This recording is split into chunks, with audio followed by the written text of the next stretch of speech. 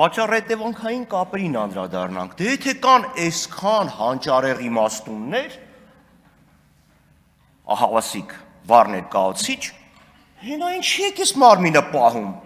փող եք ծախսում, մարդիկ գաղտնա լսում են, բյուջե, հենա նստեք իմաստուններով, վերլուծություն արեք էլի, պրծեք, ինչ ինֆորմացիա, ինչ ծառայություն, իմաստուններով նստեք որոշեք, այս մարդուն էլ ուղարկեք մարդու իրավունքները կպաշտպանի, մինչև այդ մարդու իրավունքներով եք զբաղվում, ողբալի իրավիճակ է, պարոն Ալեքսանյան, ձեր հարցնի պատասխան ասեմ, եթե ձեր հանձնաժողովը 3 տարի ճգնելուց հետո երկներ եւ զեկույց ունենար,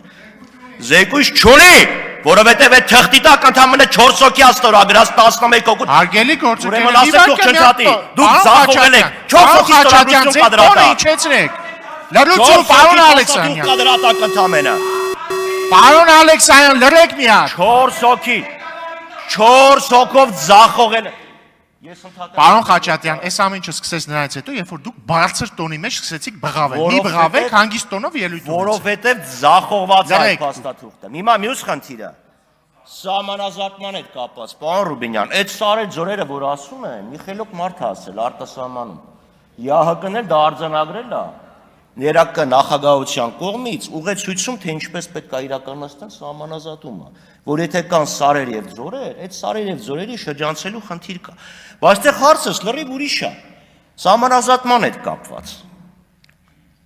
Ասում էինք պետք է լինի 75 թվի գենշտաբի քարտեզը, բայց այդ ինչ եք փոխարինել իրա, փոխանակել իրար հետ։ Մյուսը սելայնակիցներ, ձեզ Նիկոլ Փաշինյանը ուղղակի շանտաժի է ենթարկում, ասում է ես չլինեմ, կլինի պատերազմ, այսինքն ինքը ներսում չունենալով լեգիտիմություն, հասկանալով իրա գավիժող հեղինակության եւ աջակցության մակարդակը, ասում է ես չլինեմ, կլինի պատերազմ, այսինքն Ալիևը նստած ասում է ինչ ուզում ալնի, եթե անկած փորձեք, իմ են եղբոր ու մեկ միասին մրցանակ ենք ստացել, իրան եթե չընտրեք, ես կռիվ կբերեմ, սելայնակիցներ, ձեզ խափում են, կայուն, արժանապատիվ խաղաղության համար Նիկոլ Փաշինյանը պետք է գնա տուն։